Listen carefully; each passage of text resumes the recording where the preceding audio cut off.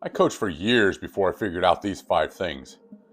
If I'd known them on day one, I'd have been a better leader a lot sooner, and I'd have won over coaches and players a lot easier. Hey, I'm Coach Bob Herb. 30 years teaching, 30 years coaching high school, football, and baseball. Texas high school baseball, 4A Assistant Coach of the Year in 2009 even. And today, I'm not going to give you a drill or a lineup strategy. I'm going to give you 5 leadership lessons that took me way too long to learn, and I'm mapping out each one to a piece of the CARE framework so you can walk away with more than just a story. You'll walk away with something you can actually use. Here's lesson number 1. Number 1, I confused being liked with being trusted. Early in my career, I had a talented kid, a real difference maker on the field who had an attitude problem, effort issues, attitude issues in the dugout, and I let it slide. I told myself I was picking my battles. The truth is, I didn't want the tension. I didn't want his parents in my office. I didn't want to risk losing one of my best players over what I felt like was a small thing. It wasn't a small thing. It never is. That kid's behavior became the standard the rest of the team quietly measured themselves against, and eventually it cost me. Team chemistry cracked, other players started checking out, and I had a bigger discipline problem on my hands than if I had just addressed it early on. Here's what I learned. Players don't respect the coach who lets things slide to keep the peace. They respect the coach who holds the line, even when it's uncomfortable, especially when it's uncomfortable. That's compete with character, the first pillar of CARE. Character isn't about what you talk about the first team meeting. It's about what you're willing to enforce in week 12 when it's inconvenient.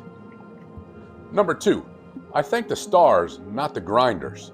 For years, my praise went where the stats went. The kid who threw a complete game, the kid the scouts were watching, the players who showed up early to rake the field, who threw batting practice every single day, who kept the dugout together when we were down 5 runs in the 6th. I barely acknowledged them. Not because I didn't value them, I just didn't think to.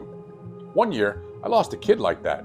Good player, better teammate, and he quietly checked out over the course of the season because he'd figured out that effort without stats didn't get seen in our program. I didn't even notice till it was too late. That's when it hit me. I trained my whole team to believe only the stat sheet earned gratitude. And that's backwards.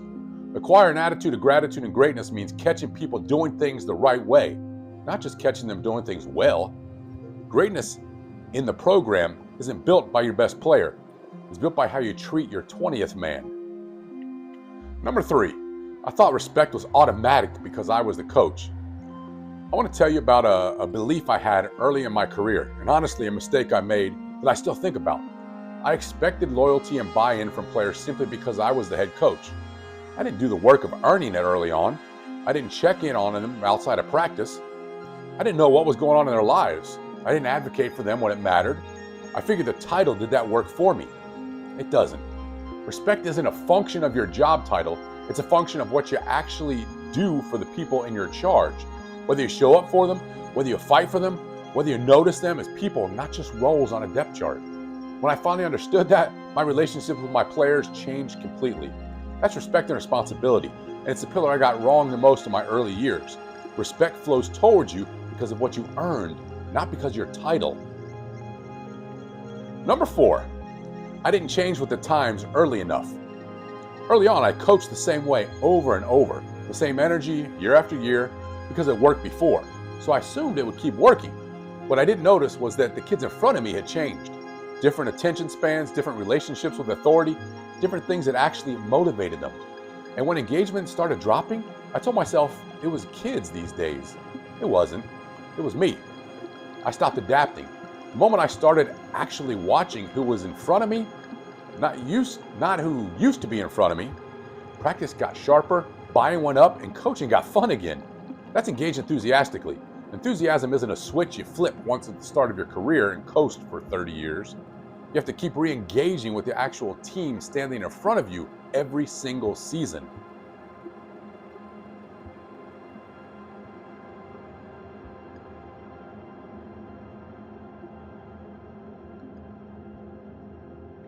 Number 5, I managed the scoreboard instead of the room at first.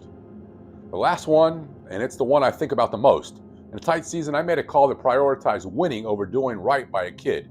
I won't get into every detail, but it's the kind of decision a lot of you have made too. Playing a senior in the position he or she wasn't used to so another player we thought could help us could get on the field. The senior never complained, but something in his eyes said he lost trust in me because he thought I lost trust in him. We had a good season, not great, but what I remember the most is the look in that kid's face and knowing I'd chosen the scoreboard over him. Here's the truth. The scoreboard forgets fast. Nobody remembers most final scores 5 years later, but your players remember exactly how you treated them in the hard moments, the ones where winning or doing right by them weren't the same choice. He deserves a true explanation of the move and how it would have helped the team. That's compete with character and respect and responsibility again. And it might be the most important lesson on this list. Character isn't tested when the choice is easy. It's tested when the scoreboard and the right thing to do are pulling in opposite directions. So that's 5 lessons that it took me about 10 years to learn. 1, being liked isn't the same as being trusted. 2, thank the grinders, not just the stars. 3, respect is earned, not owed by title. 4, keep re-engaging with the team that's actually in front of you. 5, the scoreboard forgets, but your players never do. Hey, if even one of these hit home, here's what I want you to do next. I built something that takes everything we just talked about and turns it into a quick, honest gut check for your actual program. Not just your own leadership, but your whole operation. It's called the Program Health Checklist, and it's free over at the ACSN digital store. It's 1 page, 16 straightforward yes or no questions across the 4 areas that make or break a program: player and positions, coaching staff, culture and leadership, and planning and development. Run through it with your staff in 10 minutes. Any no or not sure tells you exactly where your program needs attention before the season exposes that for you. It's the same lens I use in a full program audit, but this version's free and takes 10 minutes. Download it, print it out, and go through it with your staff this week. Links in the description, and remember, it's free, so you have nothing to lose and a heck of a lot to gain.